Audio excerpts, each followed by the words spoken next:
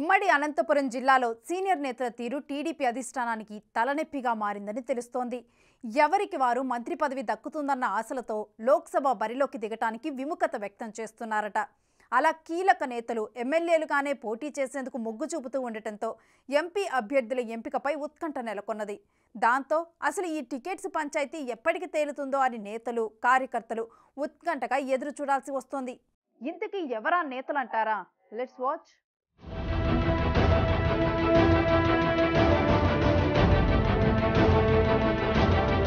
ఉమ్మడి అనంతపురం జిల్లాలో ముందు నుంచి తెలుగుదేశానికి మంచి పట్టు ఉంటూ వచ్చింది. అయితే గత ఎన్నికల్లో ఆ పట్టు చేజారడంతో తిరిగి సత్తా చాటుకోవడానికి టీడీపీ అధిష్టానం కసరత్తు చేస్తోంది.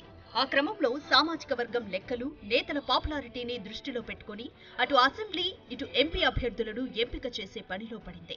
అయితే జిల్లాలోని 2 లోక్సభ నియోజకవర్గాల అభ్యర్థుల విషయంలోనే పీటముడి పడుతోందట. మాజీ మంత్రి, అనంతపురం జిల్లా టీడీపీ అధ్యక్షుడు, టీడీపీ పొలిట్ బ్యూరో సభ్యుడు అయిన కాల్వ శ్రీనివాసులు, మాజీ ఎమ్మెల్యే, సత్యసాయి జిల్లా పార్టీ అధ్యక్షుడు బీకే పార్థసారథిలను ఈసారి ఎంపీ స్థానాల నుంచి పోటీకి సిద్ధంగా ఉండాలని టీడీపీ అధిష్టానం స్పష్టమైన సంకేతాలు పంపిందట. అయితే ఆ ఇద్దరు సీనియర్ నేతలు తమకు ఎమ్మెల్యే టికెట్లే కావాలని అధిష్టానంపై ఒత్తిడి తెస్తున్నారట.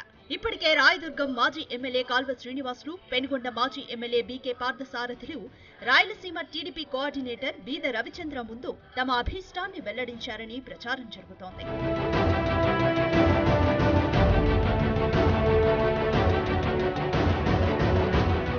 వైసీపీ అధినేత జగన్ ఇప్పటికే అనంతపురం పార్లమెంటు అభ్యర్థిగా కురుబ సామాజిక వర్గానికి చెందిన మాజీ మంత్రి, ప్రస్తుత పెనుగొండ ఎమ్మెల్యే శంకర్ నారాయణను ప్రకటించారు. హిందూపురం ఎంపీ అభ్యర్థిగా బోయ సామాజిక వర్గానికి చెందిన బీజేపీ మాజీ ఎంపీ శాంతమ్మకు అవకాశం కల్పించారు.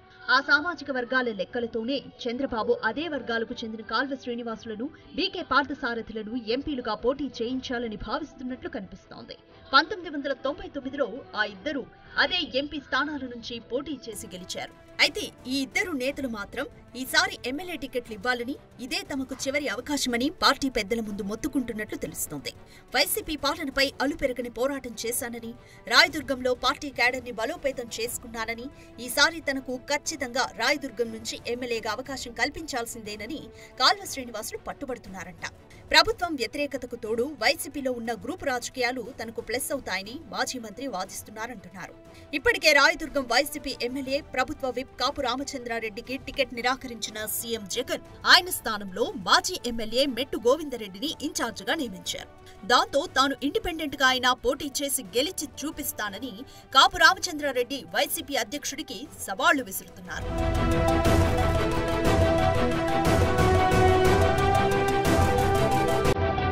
ఆ క్రమంలో రాయదుర్గం నియోజకవర్గంలో వైసీపీలో వర్గ విభేదాలు, గ్రూపు రాజకీయాలు తారాస్థాయికి చేరాయి. ఈ పరిస్థితులన్నీ తనకు అనుకూలంగా ఉన్నాయని, రానున్న ఎన్నికల్లో ఎమ్మెల్యే అభ్యర్థిగా పోటీ చేస్తే ఖచ్చితంగా రాయదుర్గం నుంచి ఎమ్మెల్యేగా గెలుస్తానని అధిష్టానానికి విన్నవించుకున్నారట కాల్వ శ్రీనివాసులు.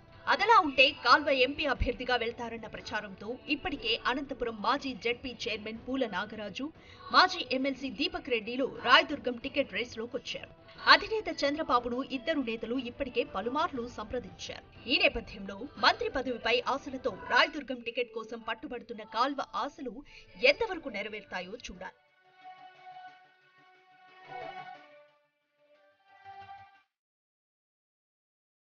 అటు హిందూపురం పార్లమెంటు నియోజకవర్గంలోనూ ఇదే సీన్ కనిపిస్తోంది.